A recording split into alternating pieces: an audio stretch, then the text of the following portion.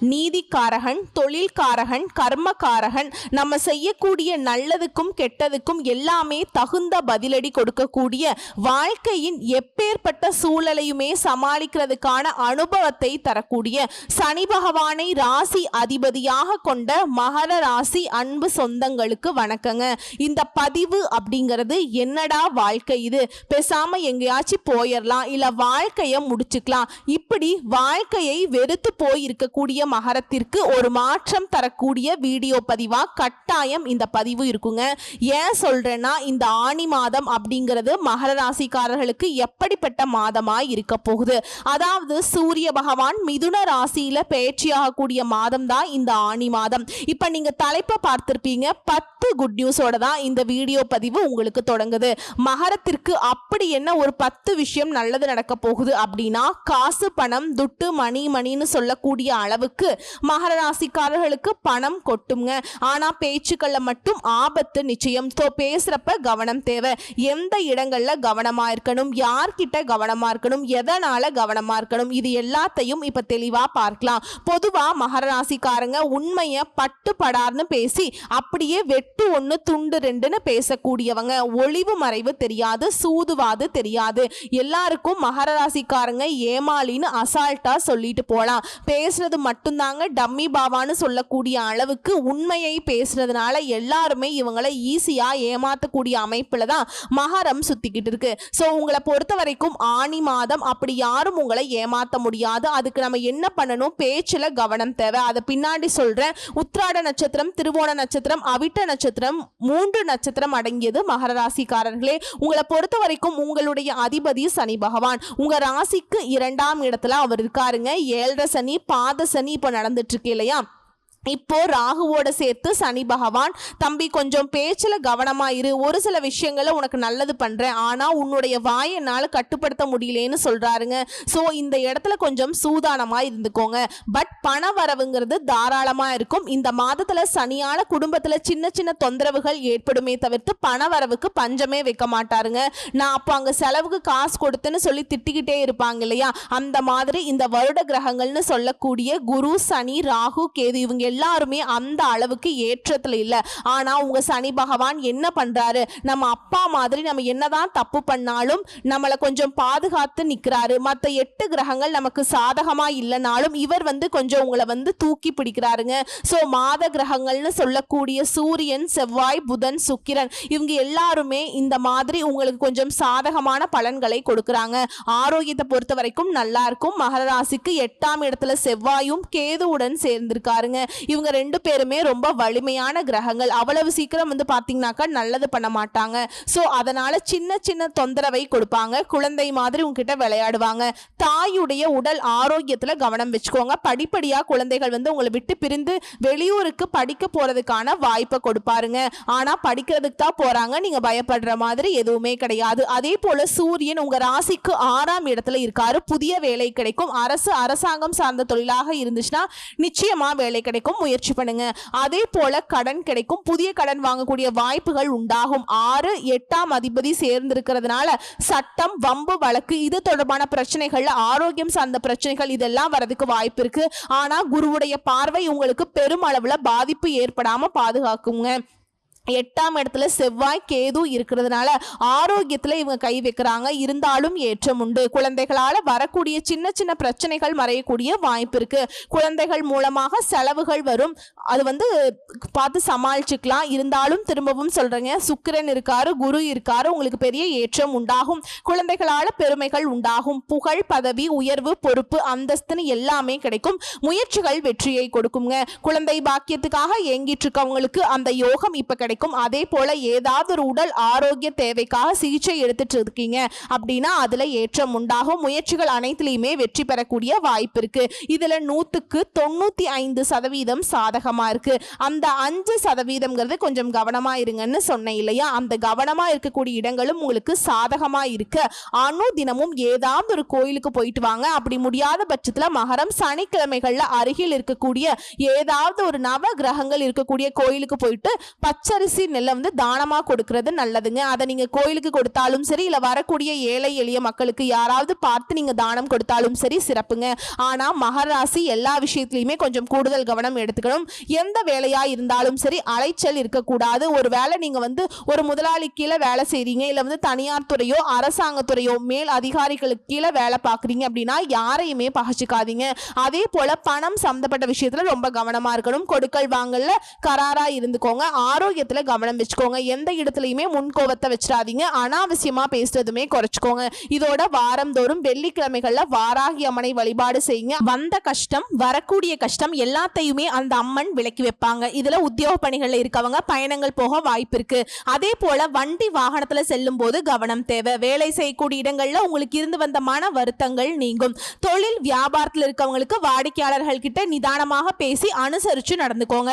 அதுதான் நமக்கு நன்மையை கொடுக்கும். நீங்க எதிர்பார்த்த பணம் கைக்கு வரும். குடும்பத்துல ஏதாவது ஒரு வகையில திடீர்னு சின்ன சின்ன சண்டை சச்சரவு வரதுக்கு வாய்ப்பு இருக்கு. அதுக்கு இடம் கொடுக்காம நீங்க தான் பாத்துக்கணுங்க. முன்னெச்சரிக்கையோட அது போல உடல் ஆரோக்கியத்துல கவனம் வச்சுக்கோங்க. பொருட்களை கவனமா பார்த்துக்கணும். குழந்தைகள் கிட்ட உங்களுக்கு இருக்கக்கூடிய கருத்து வேற்றுமைகள் நீங்கும். பெண்களை பொறுத்த வரைக்கும் கோபத்தை சுத்தமா தவிர்த்தணுங்க. நிதானமா பேசணும். அதுதான் வந்து நமக்கு காரியத்தை வெற்றி சாதிக்க வழிவகுக்குங்க. அதே போல எந்த ஒரு வேலையை செய்யறதா இருந்தாலும் சரி யோசிச்சு செய்யணும். அப்பதான் நமக்கு சாதகமா முடியுங்க. இதோட கலைத்துறையில இருக்கவங்களுக்கு பாராட்டுகள் கிடைக்கும். வெளிநாட்டு பயணங்கள் இனிமையா அமையும். எதிர்பார்த்த ஆதாயங்கள் கிடைக்கும். உறவு நிலையை பொறுத்த வரைக்கும் விட்டு கொடுத்து போறது ரொம்ப அவசியம். குடும்பத்துல இருக்கவங்கள அதிகமா அக்கறை எடுத்துக்கணுங்க. அரசியல் துறைகள்ல இருப்பவர்களுக்கு நீண்ட நாட்களாக உங்களுக்கு இருக்கக்கூடிய பிரச்சனைகள் விலக போகுது. திடீர் செலவுகள் ஏற்பட்டாலும் சிக்கனமான நடவடிக்கை அது வந்து உங்களுக்கு பாதுகாப்பு கொடுக்குங்க. உழைப்புக்கேற்ற முக்கியத்துவம் கிடைக்கும். அயராது பாடுபட்டீங்க அப்படின்னாக்கா பலன்கள் அப்படிங்கிறது உயர்வா கிடைக்கும். இதோட மாணவர்களை பொறுத்த வரைக்கும் திட்டமிட்டு பாடங்களை படிக்கிறது வெற்றிக்கு உதவுங்க. ஆனா எந்த ஒரு விஷயமா இருந்தாலும் சரி ஆண்களோ பெண்களோ சின்னவங்களோ பெரியவங்களோ அவசரம் காட்டக்கூடாது. நிதானத்தை கடைபிடிக்கிறது உங்களுக்கு எப்பயாச்சும் கிடைக்கிற அந்த அதிர்ஷ்டம்ங்கிறது நிலைச்சிருக்கிறதுக்கான வழிங்க. இப்ப வரைக்கும் பார்த்தது நம்முடைய மகர ராசிக்காரர்களுக்கு இந்த ஆணி மாதம் எப்படி இருக்கும் அப்படிங்கறத பொதுவா பார்த்திருக்கோம். இதோட எப்பவுமே நன்றி மறவாத மனம் படைத்த மகர ராசி அன்பர்களை பொறுத்த வரைக்கும் உங்களுடைய நட்சத்திர பலன்கள் இந்த ஆணி மாதம் எப்படி இருக்க போகுது? உத்திராட நட்சத்திரம் 2ஆம் பாதம் 3ஆம் பாதம் 4ஆம் பாதம் எங்கேயுமே முதலிடத்துல இருக்கணும்னு வாழக்கூடிய உங்களுக்கு இந்த ஆணி மாதம் யோகமான மாதம். 6ஆம் இடத்துல சஞ்சரிக்கக்கூடிய ஆத்ம காரகனால நெருக்கடிகள் எல்லாமே விலகுது. எதிர்பார்த்த பணம் கைக்கு வரும். உடல் நிலையில் இருந்த சங்கடங்கள் தீருது. வியாபாரம் தொழில ஏற்பட்டிருந்த போட்டி பிரச்சனைகளுக்கு முடிவு கிடைக்குதுங்க. இழுபறியாக இருந்த கோர்ட் கேஸ் வழக்குகள் சாதகமா முடியுது. நினைச்ச வேலையை நினைச்ச மாதிரியே நடத்தி முடிக்கக்கூடிய அளவுக்கு மாற்றம் வரும். அதே போல சத்ரு ஸ்தானத்துல சஞ்சரிக்கக்கூடிய குருவினுடைய பார்வை தன குடும்ப வாக்குஸ்தானத்துல உண்டாகுவதனால குடும்பத்துல நிம்மதியான சூழல் உருவாகுது. பொருளாதார நிலையில உயர்வை பார்க்க போறீங்க. கணவன் மனைவிக்கிடையே இருந்த பிரச்சனைக்கு முடிவு கிடைக்குதுங்க. குடும்பத்தின் மீது அக்கறை அதிகமாகுது. தொழில கவனம் செலுத்துங்க.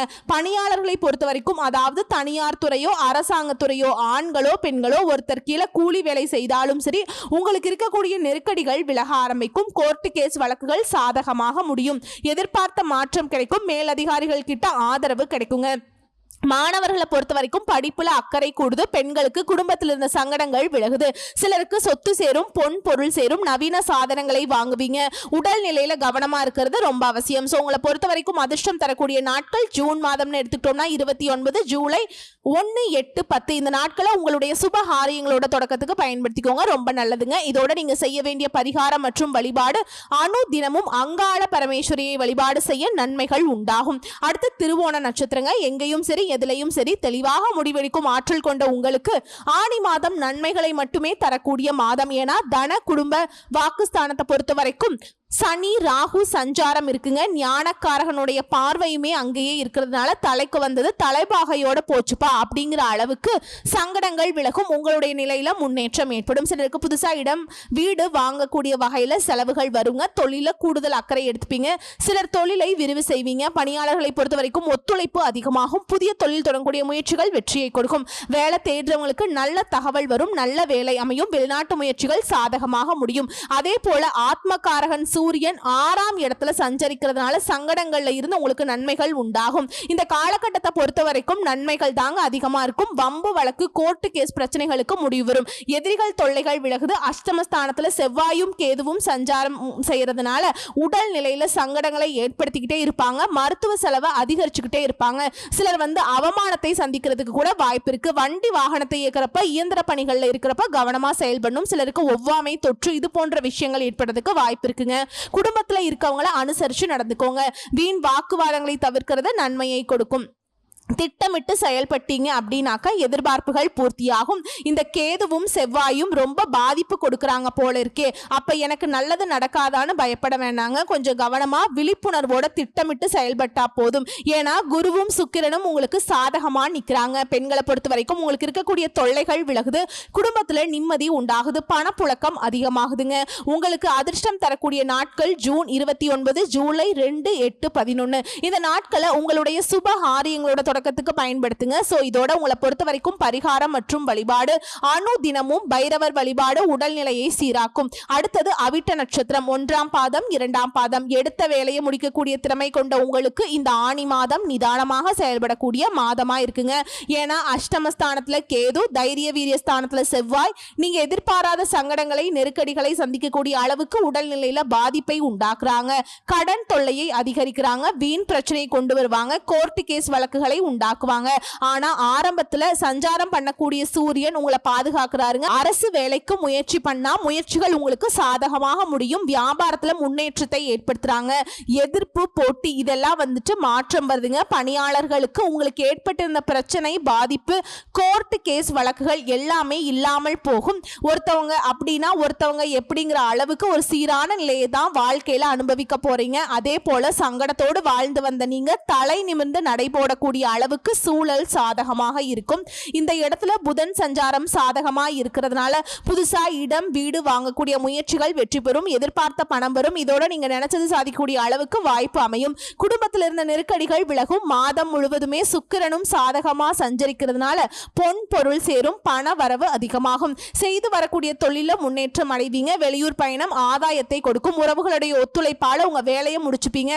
கணவன் மனைவிக்கிடையே ஏற்பட்டிருந்த பிரச்சனைகள் முடிவுக்கு வரும். மாணவர்களை பொறுத்த வரைக்கும் படிப்புல ஏற்பட்ட தடைகள் விலகுது. பணியாளர்களுக்கு எதிர்பார்த்த சலுகைகள் கிடைக்கும். உங்களை பொறுத்த வரைக்கும் அதிர்ஷ்டம் தரக்கூடிய தினங்கள் அப்படின்னு பார்த்தோம்னா ஜூலை மாதம் 8, 9 இந்த நாட்களை உங்களுடைய சுப காரியங்களோட தொடக்கத்துக்கு பயன்படுத்துங்க. நல்லதே நடக்கும். உங்களை பொறுத்த வரைக்கும் பரிகாரம் மற்றும் வழிபாடுங்க. அணு தினமும் வீரபத்ரரை வழிபாடு செய்ய சங்கடங்கள் விலகும். சந்தோஷம் நிலைக்கும். சோ இப்ப வரைக்கும் பார்த்தது நம்முடைய மகர ராசிக்காரர்களுக்கு இந்த ஆணி மாதம் எப்படி இருக்க போகுது. பொது பலனா பார்த்திருக்கோம். தனிப்பட்ட நட்சத்திர பலன்களையும் பார்த்திருக்கோம். அவங்களுக்கான பரிகாரம் பார்த்திருக்கோம். இப்ப மகர ராசி பொதுவா செய்ய வேண்டிய பரிகார ஆலய வழிபாடு என்னன்னு பார்த்தோம். சனிக்கிழமைகள் தோறும் சனீஸ்வர பகவானுக்கு நல்லெண்ணெய் தீபமேற்றி வழிபாடு செய்ய வரக்கூடிய எல்லா விதங்களிலுமே வெற்றி அமையுங்க. சகல விதங்களிலுமே சௌபாக்கியம் கிடைக்கும். உடல் ஆரோக்கியம் சீராகும். இதோட உங்களுக்கு அதிர்ஷ்டம் தரக்கூடிய கிழமைகள் செவ்வாய், புதன், வெள்ளி. இந்த நாட்களை உங்களுடைய நல்ல காரியங்களுக்கு பயன்படுத்துங்க. நல்லதே நடக்கும். சோ ஒட்டுமொத்தமா மகர ராசிக்கு இது நாள் வரைக்கும் எப்படியோ ஆனா ஆணி மாதம்ங்கிறது அப்படி முடியாதுங்க. தொடக்கம் எப்படியோ ஆனா முடிவுங்கிறது உங்களுக்கு சாதகமா இருக்கும். இனி வரக்கூடிய ஒவ்வொரு நாளுமே மகரத்திற்கு சாதகமான நாட்களா தான் அமைய போகுது. வரக்கூடிய வாய்ப்பை மட்டும் கரெக்டா பயன்படுத்துங்க. சாதிச்சிடலாம். நன்றி, வணக்கம்.